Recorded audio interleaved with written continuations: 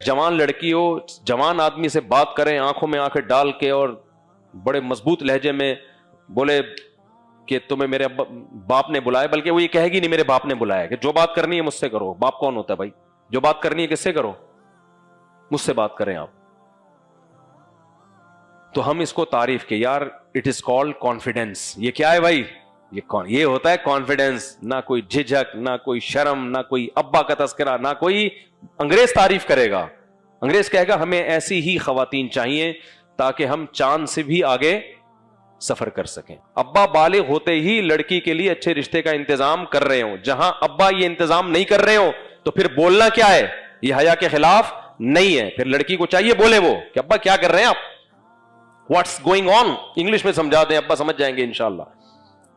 وہ جب انگلش میں بولے گی نا تو وہ ابا کانفیڈنس دیکھ کے ڈر جائیں گے, بولیں گے بھائی ابھی صرف واٹس گوئنگ آن ہوا ہے, اس کے بعد جب یہ گھر سے بھاگے گی میں بولوں گا واٹس ہیپننگ. ٹھیک ہے نا؟ سمجھنے کہ نہیں سمجھ رہے؟ حیا یہ ایمان کا حصہ ہے, لیکن ایسے موقع پہ حیا کرنا جہاں کوئی نقصان کا خطرہ ہو, وہاں حیا شرعاً جائز نہیں ہے. ہم وہ حیا کی ترغیب نہیں دیتے کہ لڑکی چپ بیٹھی ہوئی ہے. شریعت کا بھی یہ مزاج ہے کہ گورے کی طرح بے حیا نہ ہو جاؤ اور ایسے شرمیلے بھی نہ بن جاؤ کہ جہاں حیا کی ضرورت نہیں ہے یا حیا سے نقصان ہو رہا ہے وہاں بھی نہ بولو. یہ بالکل بیلنس ہے. ہم کیا کرتے ہیں, عورت میں یا بچوں میں کانفیڈنس پیدا کرنے کے لیے بدتمیز بنا دیتے ہیں, اور اگر ان پہ روب قائم کر کے حیادار بناتے ہیں تو ایسا بنا دیتے ہیں کہ پوچھنے کی باتیں بھی وہ نہیں پوچھتے. اس سے ان کا نقصان ہوتا ہے, ان کو بالکل بولنے ہی نہیں دیتے. اس کو بیلنس لے کے چلنا ضروری ہے. سمجھتے ہو؟ میرا خیال نہیں میں سمجھا پا رہا اپنی بات. اعتدال سے لے کے چلنا ضروری ہے. کانفیڈنس کے چکر میں بدتمیز بنا دیتے ہیں. ایک مثال دیتا ہوں. حضرت موسیٰ علیہ السلام کے پاس جو دو لڑکیاں آئیں نا, ایک آئی اپنے کہ میرے ابا نے آپ کو بلایا ہے. قرآن کیا کہہ رہا ہے؟ وجاءت احداہما تمشی علی استحیاء. ان میں سے ایک آئی حیا کے ساتھ چلتی ہوئی, حیا کے ساتھ. قرآن یہ بھی کہہ سکتا تھا بڑے کانفیڈنس کے ساتھ آئی ہو, اور موسیٰ علیہ السلام کی آنکھوں میں آنکھیں ڈال کے بات کی. آج اگر ایسا ہو, کوئی خاتون آئے, جوان لڑکی ہو, جوان آدمی سے بات کریں آنکھوں میں آنکھیں ڈال کے اور بڑے مضبوط لہجے میں بولے کہ تمہیں میرے باپ نے بلایا, بلکہ وہ یہ کہے گی نہیں میرے باپ نے بلایا, کہ جو بات کرنی ہے مجھ سے کرو. باپ کون ہوتا ہے بھائی؟ جو بات کرنی ہے کس سے کرو؟ مجھ سے بات کریں آپ. تو ہم اس کو تعریف کے یار اٹ از کالڈ کانفیڈینس. یہ کیا ہے بھائی؟ یہ ہوتا ہے کانفیڈینس. نہ کوئی جھجک, نہ کوئی شرم, نہ کوئی ابا کا تذکرہ, نہ کوئی. انگریز تعریف کرے گا, انگریز کہے گا ہمیں ایسی ہی خواتین چاہیے تاکہ ہم چاند سے بھی آگے سفر کر سکیں. حالانکہ اس کا ترقی سے کوئی تعلق نہیں ہے. تاکہ ہم کہاں جائیں؟ چاند سے بھی آگے جائیں. لیکن اسلام اس لڑکی کے اس حیا کو اپریشیٹ کر رہا ہے, تبھی اللہ اس کی اس صفت کو ہائی لائٹ کر رہا ہے. وجاءتہ احداہما تمشی علی استحیاء. اللہ کہتے ہیں دونوں میں سے ایک آئی حیا کے ساتھ چلتی ہوئی, اور جو بات ابا کر سکتے ہیں وہ خود نہیں کر رہی ہے. ابا یہ بھی کہہ سکتے تھے بیٹا یہ پیسے لے جاؤ اور اس کو دے دو, اس نے خدمت کی ہے. نہ, میرے ابا نے آپ کو بلایا ہے, ڈیٹیل سے بات کون کرے گا؟ بولو ابا. آگے چلتے ہیں ہم. پھر جب ابا نے, ایک بیٹی نے ابا سے کہا کہ یہ طاقتور بھی ہے اور امانت دار بھی ہے, یہ نوجوان طاقتور بھی ہے اور بولو امانت دار بھی ہے, ان کو آپ ملازم رکھ لیں. یہ بات بیٹی نے کہی کیونکہ یہ بیٹی کے علاوہ کوئی بھی نہیں جانتا تھا. یہاں حیا کی وجہ سے چپ رہنا نقصان کا ذریعہ ہے. ہم وہ حیا کی ترغیب نہیں دیتے کہ لڑکی چپ بیٹھی ہوئی ہے. تو اب دیکھو ان لڑکیوں میں حیا تھی, لیکن جہاں بات کرنا ضروری ہے تو وہاں انہوں نے حیا کا خیال نہیں کیا. یہ بتانا ضروری تھا کہ یہ نوجوان طاقتور بھی ہے اور امانت دار بھی ہے, ورنہ کسی نوجوان کی ایسی تعریف کسی جوان لڑکی کے منہ سے یہ بھی حیا کے خلاف سمجھا جاتا ہے. لیکن یہ ضروری تھا بھائی. ابا کو ملازم چاہیے گھر میں رکھنے کے لیے, اور بیٹی حیا میں کچھ بول ہی نہیں رہی کہ نوجوان کی تعریف کرنے سے یہ حیا کے خلاف ہے. نہ. شریعت کا بھی یہ مزاج ہے کہ گورے کی طرح بے حیا نہ ہو جاؤ اور ایسے شرمیلے بھی نہ بن جاؤ کہ جہاں حیا کی ضرورت نہیں ہے یا حیا سے نقصان ہو رہا ہے وہاں بھی نہ بولو. یہ بالکل بیلنس ہے. ہم کیا کرتے ہیں عورت میں یا بچوں میں کانفیڈنس پیدا کرنے کے لیے بدتمیز بنا دیتے ہیں, اور اگر ان پہ روب قائم کر کے حیادار بناتے ہیں تو ایسا بنا دیتے ہیں کہ پوچھنے کی باتیں بھی وہ نہیں پوچھتے, اس سے ان کا نقصان ہوتا ہے, ان کو بالکل بولنے ہی نہیں دیتے. اس کو بیلنس لے کے چلنا ضروری ہے, سمجھتے ہو؟ میرا خیال نہیں میں سمجھا پا رہا اپنی بات. اعتدال سے لے کے چلنا ضروری ہے. تو ان بچیوں نے جب یہ کہا نا تو ابا نے کیا کہا؟ ابا نے کہا کہ بھائی داماد میں بھی یہ دو چیزیں دیکھی جاتی ہیں کہ صحت مند ہو اور امانت دار ہو. یہ بات بچیوں نے نہیں کی. اس موقع پہ یہ بات بچیوں کے منہ سے یہ حیا کے, بچی بھی تو کہہ سکتی تھی ابو میں جوان ہوں, شریعت نے جلدی شادی کا حکم دیا ہے, آپ بھی یہ بات جانتے ہیں, تو یہ نوجوان صحت مند بھی ہے اور امانت دار بھی ہے, اور اس قوم کے لوگوں کا تو آپ کو پتا ہے اس قوم میں تو کوئی ہمیں اچھا رشتہ نہیں ملے گا. وہ سارے مستنڈے کنویں پہ کھڑے ہوئے تھے, گھنٹوں ہم انتظار کرتے رہے ہیں, اور اتنا ان کمبختوں کو توفیق نہیں ملی کہ ہمیں پانی نکالنے کے لیے ہم سے پوچھ لیں. تو اس قوم میں تو یہی مستنڈے ملیں گے آپ کو, یہاں ہماری شادیاں نہیں ہوں گی, ہمارے سر میں چاندی آ جائے گی. تو یہ بہترین رشتہ ہے بھائی. یہ پہل کرنا اس موقع پہ حیا کے خلاف کہ ابا کا کام ہے, ابا سمجھدار ہیں. اس سے بھی پتا چلا کہ یہ بھی پہل کرنا اس وقت حیا کے خلاف ہے جب ابا کیا ہو؟ سمجھدار ہو. ابا بالغ ہوتے ہی لڑکی کے لیے اچھے رشتے کا انتظام کر رہے ہوں. جہاں ابا یہ انتظام نہیں کر رہے ہو تو پھر بولنا کیا ہے؟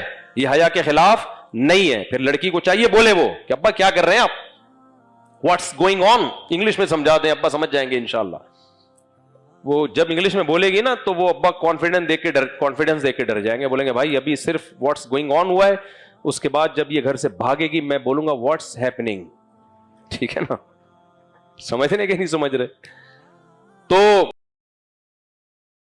حیا یہ ایمان کا حصہ ہے, لیکن ایسے موقع پہ حیا کرنا جہاں کوئی نقصان کا خطرہ ہو وہاں حیا شرعاً جائز نہیں ہے. تو بچیوں کو پتا تھا یہ کام ہمارے ابا کا ہے, رشتے کی بات کرنا, یہ اس وقت ہمارے منہ سے اچھی بولو نہیں لگے گی. لیکن آج ہم لڑکیوں کو کہتے ہیں کر لیا کرو, کیونکہ ابا کو جب بات بیٹیاں کرتی ہیں تو اچھی نہیں لگ رہی ہوتی ہیں, ان کو اس وقت دلچسپی نہیں لے رہے ہوتے, تو بات نہیں کرے گی تو کہاں دلچسپی لیں گے. ابا کو آج کل کماؤ پوت بنانے لڑکیوں کو بھی. ایسے ایسے حالات ہیں نا, ڈپریشن سے مر جاؤ آپ لوگ جو میرے سامنے آتے ہیں. باپ کما رہا ہے, بیٹی سے شادی نہیں کر رہا کہ یار گھر میں آمدن آ رہی ہے یہ چلی جائے گی. تو عجیب سے حساب کتاب ہے یار. بھائی کما رہے ہیں بہنوں سے, بہنوں کو شادی سے روک رہے ہیں کہ وہ بہن جا رہی ہے کما کے لا رہی ہے. یہ عورت کے کمانے کے سائیڈ افیکٹ ہیں, سمجھتے ہو؟ بہت خطرناک سائیڈ افیکٹ ہیں. اگر عورتوں میں کمانے کا رواج چل پڑ گیا نا تو بہت زیادہ اس کے نقصانات ہوں گے, عورت کو ہوں گے مرد سے زیادہ. تو نفرتیں پیدا کرنے میں ایک بہت بڑا ذریعہ کس بات کا ہے کہ آپ اپنا مقام دیکھے بغیر آپ بات کرنا شروع کر دیں. اس سے بڑے کو یہ احساس ہوتا ہے. اکثر میں نے گھروں میں دو بھائیوں کی جو لڑائیاں دیکھی ہیں, بڑے بھائی کو چھوٹے بھائی سے کوئی چڑ ہو جاتی ہے تو ہو جاتی ہے یقیناً, وہ ہر بات میں چھوٹے کو ذلیل کرنے کی کوشش کر رہا ہوتا ہے. لیکن جب آپ ان کی ہسٹری میں جاؤ گے نا تو پتا چلتا ہے کہ یہ چھوٹا بڑے کو رسپیکٹ نہیں دے رہا, یہ ہر جگہ اپنی ٹانگ اونچی رکھنے کی کوشش کر رہا ہے, جس سے بڑے کے دل میں ایسی نفرت پیدا ہوئی ہے کہ اب وہ جائز ناجائز کا فرق دیکھے بغیر اس کو رسوا کرنے میں لگا رہتا ہے. جب بڑا بول رہا ہو چھوٹا اگر خاموش رہے تھوڑی دیر کے لیے تو اس سے بڑا فائدہ ہوتا ہے. باپ بول رہا ہو تو اولاد کیا ہو جائے, باپ سمجھا رہا ہوتا ہے بیٹا بیچ میں وہ اپنی ٹانگ لے آتا ہے بیچ میں. اسی طرح شوہر سمجھا رہا اور بیگم بیچ میں بولنا شروع کر دیں تو کس کی کھوپڑی گھومتی ہے؟ پھر آدمی کی کھوپڑی گھومتی ہے کہ سربراہ میں ہوں اور ٹانگ کون اڑا رہا ہے ہر بات میں. تو بیگم کو چاہیے جب میاں بول رہا ہے یا غصے میں اس وقت چپ کر جائے. بہت جب بالکل معاملہ ٹھیک ہو جائے نا, سیٹ ہو جائے, اس کے بعد بات میں سمجھا دے. ہر بات اس موقع پہ کہنا نقصان دہ ہوتا ہے. لیکن میں نے بتایا نا جب تک یہ زبان کو کنٹرول نہیں کریں گے تو اس وقت تک مسائل حل نہیں ہوں گے. آج جب ہم اصلاح کرنے کے لیے جاتے ہیں تو جو ہمارا طریقہ ہوتا ہے اصلاح کا, اس طریقے میں اصلاح کم اور فساد زیادہ ہو رہا ہوتا ہے. تو یہ تو ایک ہے، بس ایک اور میں بات بتا کے بس بیان ختم کرتا ہوں. یہ سب چیزیں نفرتیں پیدا کرتی ہیں گھروں میں. تو خلاصہ اس کا یہ نکلا کہ چھوٹے کو چاہیے کہ وہ بڑے کو کیا دے بھائی؟ رسپیکٹ دے. اور رسپیکٹ کا ایک طریقہ قرآن نے بیان کیا ہے کہ بڑے کی موجودگی میں چھوٹا نہ بولے. ہم یہ نہیں کہہ رہے ظلم ہونے دیں، اس وقت نہ بولے، بعد میں کسی اور طریقے سے تمیز سے یا کسی بڑے کے ذریعے اس کو سمجھا دے کہ بھئی یہ مناسب نہیں ہے، یہ غلط ہے، یہ صحیح ہے، وغیرہ وغیرہ. دوسرا قرآن نے کیا حکم بیان کیا؟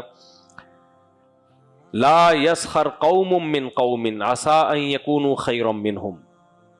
کوئی قوم کسی قوم کا مذاق نہ اڑائے. یہ چیز بھی نفرتیں پھیلانے کا بہت بڑا ذریعہ بنتی، آگ لگا دیتی ہے. یہ آپ نے کسی قوم کا نام لے کے لطیفہ سنایا، کسی قوم پہ لطیفہ فٹ کیا، ایسی نفرت پھیلتی ہے. دیکھو صحابہ کے بارے میں قرآن کہتے ہیں الف بین قلوبکم، اللہ نے تمہارے دلوں کو جوڑ دیا. وہ جڑے ہوئے تھے تو کیا ہوا ہے کہ ایک قبیلے نے اپنے قبیلے کا حوالہ ریفرنس دے دیا دوسرے قبیلے کے سامنے، ہم تو فلاں ہیں. دوسرے قبیلے نے کہا کہ ہم فلاں ہیں، اور دونوں قبیلوں میں جنگ چھڑنے والی. دونوں پیغمبر کے پیچھے نماز پڑھتے ہیں، دونوں کی قربانیاں، دونوں نبی صلی اللہ علیہ وسلم کو آخری نبی سمجھتے ہیں، دونوں صحابہ ہیں. لیکن قبیلوں کا نام آنے سے، قوم کے نام آنے سے، وہ صحابہ، وہ اصحاب رسول جو جن کے رحماء بینہم ہونے کی گواہی قرآن دے رہا ہے، ان کی تلواریں نکلنے لگیں. نبی صلی اللہ علیہ وسلم کو پتا چلا تو آپ نے یہ جنگ بند کروائی اور فرمایا دعھا فانھا منتنا. قوم پرستی، قوم کا نام لے کے دوسری قوم، یہ حدیث کا مفہوم بیان کر رہا ہوں، دوسری قوم کو نیچا دکھانا کہ ہم تو فلاں ہیں، ہم تو فلاں قوم کے ہیں، یہ کام آپ نے فرمایا یہ بدبودار ہے. یہ زمانے جاہلیت کے دعوے ہیں، اسلام میں ان دعووں کی کوئی گنجائش بولو نہیں ہے. پھر قرآن کی آیتیں نازل ہوئی ہیں وَاعْتَصِمُوا بِحَبْلِ اللَّهِ جَمِيعًا وَلَا تَفَرَّقُوا. اللہ کی رسی کو مضبوطی سے تھامو، آپس میں لڑائیاں مت کرو. اللہ کی رسی کیا ہے؟ انما المؤمنون اخوۃ. مومنین آپس میں کیا ہیں بھائی؟ بھائی ہیں، چاہے پٹھان ہو، پنجابی ہوں، بلوچی ہوں، سرائکی ہوں. آج کتنی باتیں ہو رہی ہوتی ہیں، وہ تو وہ قوم ہی ایسی ہے، وہ قوم ہی ایسی ہے، اور اسی قوم کے سامنے بات کر رہے ہوتے ہیں. اگلے کے دل میں نفرت کی انگارے بھڑک رہے ہوتے ہیں. کوئی دعوت جو تمہیں قوم پرستی کی طرف لے کر آئے اس کو کبھی بھی پروموٹ بولو نہیں کرو. دیکھ لو نا، جب قوم پرستی کا نعرہ لگائے سوائے قتل و غارت کے اور ظلم کے کچھ بھی حاصل نہیں ہوا. تو یہ چیز بھی کیا پھیلاتی ہے بھائی؟ نفرت.